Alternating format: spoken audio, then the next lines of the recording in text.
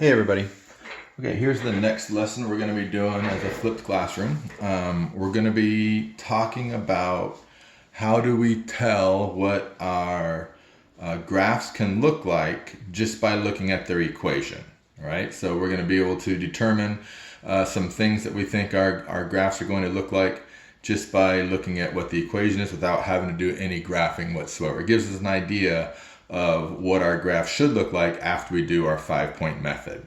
So what I've drawn here on the graph paper is what we call the parent function.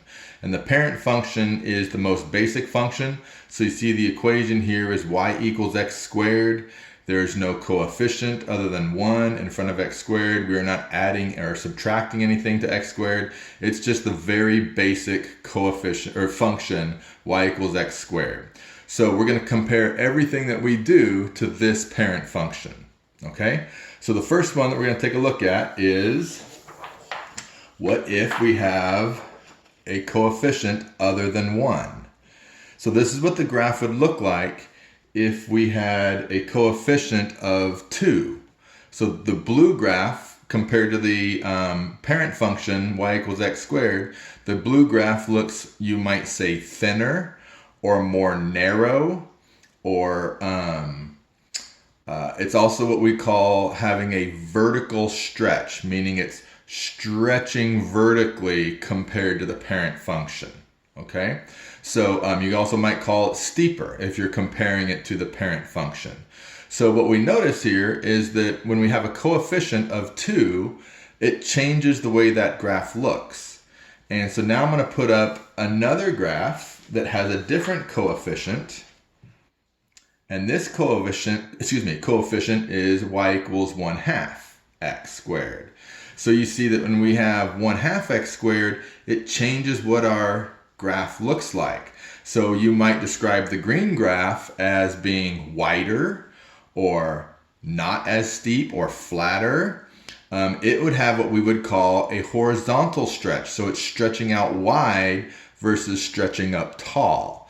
So what we want to notice, and what we would have done in class, is I would have given you a series of these graphs without telling you the connection to them, and had you come up and realize that when we change the a term, it changes what the graph looks like. So let's see if we can figure it out, and you go ahead in your head here. What is the significance about the 2x squared and it making it steep, and the 1/2 x squared and making it flatter or wider? Well, obviously you might notice that this one is a fraction, is what a lot of people would say. They're both fractions, but what's significant about this fraction is less than 1. And so when really the best way to say that would be the absolute value is less than 1. Because I don't want to confuse like a negative 4x squared. That's also less than 1, but it's not going to change the graph in this way. So when we have a fraction, a fractional a in between 0 and 1, or the absolute value is a fraction, then less than 1, then it's going to change the graph so that it's going to be wider or flatter or a horizontal stretch. If we have a term that is greater than 1 absolute value, then it's going to make it steeper or thinner or a vertical stretch. And so just by looking at those equations, we already know what our graph should look like as comparing it to our red parent function. Okay, so now I'm going to take a look at the next one here, the next couple I should say, and I'll come back to those in just a minute. So there we have the parent function. Okay, so I just put the parent function on there, except that for this one, it actually goes like this. Instead of going up, the orange graph, I'm not sure if you can tell if it's orange, the orange graph is now going down, but it's the exact same function that we have in our parent function. So that function is labeled as negative x squared. So the only difference between the red and the orange, this one is going up and this one is going down. So it's going down because we have a negative on our x squared. That's the sign of your x squared, the a term of your x squared, tells you which direction that this is going. Okay? Everything else stays the same. So if I'm looking at this, So now we have a negative 2x squared. So the result is another thin or vertically stretched graph. It's going to be more steep, but it's going to be going down because we have the negative x squared. If we have this one here, it obviously is still going down because we have a negative 1/2 x squared, but it's going to be wider or flatter or a horizontal stretch because it's going out wide versus going down. So the only difference between the ones I showed you a second ago and these ones is the fact that we have a negative in front of our x squared. So that's significant. So what we want to try and remember here is that when you have a negative, the graph is going to be going down. So what I used to show my students is this. Negative, the graphs are going down. Okay, so that's for these down here. I should have probably put that down here instead of up there. And when it's positive, it's going up. Okay, so when it's positive, it's going up. And when it's negative, it's going down. So that helps them kind of know which orientation it's going. Since this is a positive x squared, that one is going up. Since these are all negative x squareds or 1/2 x squared or negative 2x squared, it's going down. So the n makes it going down and the u makes it going up. Okay, so that's the first thing we can kind of tell. We can tell direction and we can tell steepness of it just by looking at that first little a term there.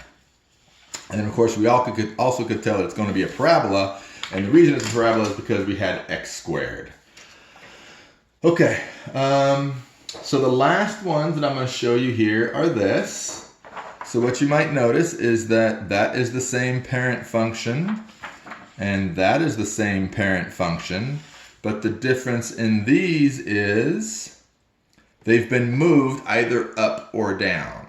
So if we move it up or down, if we have a c term, a constant, that's going to move it up and down along our y-intercept because the c term is actually our y-intercept. So in this case, I have x squared minus 7. So there's the negative 7. But because I just have regular old x squared, it's the exact same parent function as before. So it's the same parent function, just now it's starting down at negative 7. For this one over here, I have a y-intercept of positive 3. So I went up 3, and again, that's the same parent function, and then I just went up 3, and the reason it's the same parent function is because I still have x squared. So what the constant tells me is where it's crossing my graph, okay, where it's going to be crossing the y-axis or the y-intercept of my graph. Now you might notice that both of these just went up or down on the y-axis. And what looks a little bit strange about these compared to some of the ones we've been doing is there's no b term. Without a b term, your graph is going to be on the y-axis just like I have here. If we had a b term, it's either going to shift it this way or this way. So the b term gives us the shift left or right, and we'll talk about which way that goes. And the c term tells me where my graph is crossing. So my graph is not always crossing the y-axis at the vertex. It's possible to have the vertex down here and have my graph crossing the y-axis right there. And that would happen if we had a trinomial here with a b term of something. Okay, so then the last one that we're going to do here is, where's my sheets? Whoops, just bumped it, sorry. Okay, all right, so we're going to talk about the shifts that we might get. So if I have y equals x squared plus 2x minus 3, okay? So what I can tell right now is it's going to be the parent graph. It's going to be the exact same shape as that one. It's going to be going up because it's positive. It's going to be crossing at negative 3 because it's going to be crossing the y-axis at negative 3. And now this tells me that I'm going to have a shift, okay?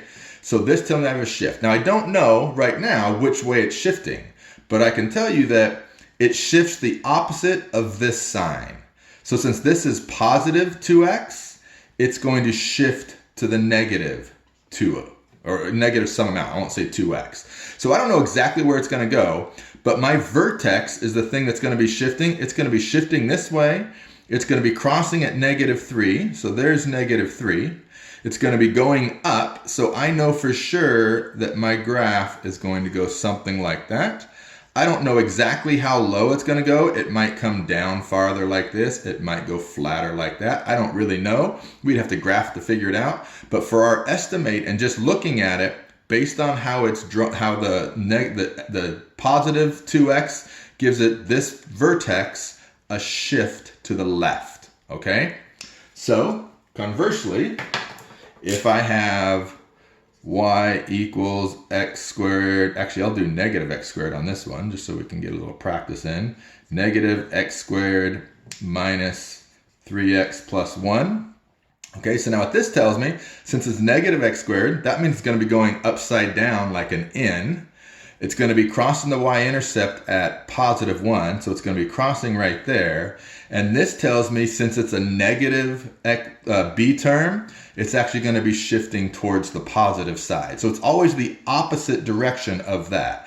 These are the positive over here, so I know my graph is going to go something like this. I don't know exactly where, but that's a very rough estimate of what my graph is going to look like. It's going to be crossing at 1, 0, or 0, 1, and it's going to be a negative parabola, and it's going to be, the vertex is going to be shifted to the right. Okay, so it's opposite whatever that sign is. So if you have a positive b term, it shifts it to the left.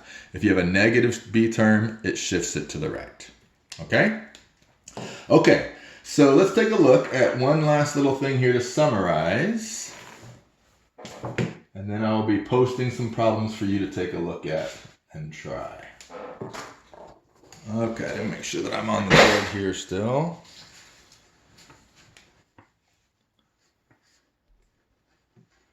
Okay, so there we are. Okay, so I'm going to start over here to the at the y-intercept because that has the least things that we can tell. So looking at this y-intercept here, the -4, what that tells me is, oops, I need to squeeze all those down now. Sorry. That tells me the location of our y-axis. So the location of our y-axis for this one would be at the point 0, -4. And that's the only thing the constant tells me. If I look, if I look at the x-axis, or excuse me, no, that's not true. If I look at the b term, what that tells me is if I'm going to have a shift left or a shift right. And it's always opposite of that sign. So if that sign is positive, it will shift it to the left. If that sign is negative, it'll shift it to the right. And when I say it, I'm talking about the vertex. It shifts the vertex left or the vertex right. And then the last one is the a term. It's by far gives us the most information. So the first thing it tells us, is this going to be a parabola or not? If it has x squared, then it's a parabola. If it doesn't have x squared as the biggest exponent, then it's not a parabola. So we've done some of those which were linear before, and then now we're doing some parabolas. Okay, so this one has x squared. It tells me if it's going to be shifting, or excuse me, if it's going to be going upwards because it's positive, so it's going up, or if it's going downwards because the a term is negative and it's going down. I'd like to note that this sign has nothing to do with the up or downness. And this sign has nothing to do with going up or going down. It's only the a term that determines if we're going up or going down. Thirdly, it tells us if it is flat, steep, or narrow, which we call a vertical stretch, or, excuse me, a thin, steep, or narrow, which we call a vertical stretch, or is it fat, flat, or wide, which we would then call a horizontal stretch. So this is what we're looking at here. If this number is bigger than 1, absolute value, bigger than 1, then it's going to be a vertical stretch, which means that the graph will be thin, steep, or narrow.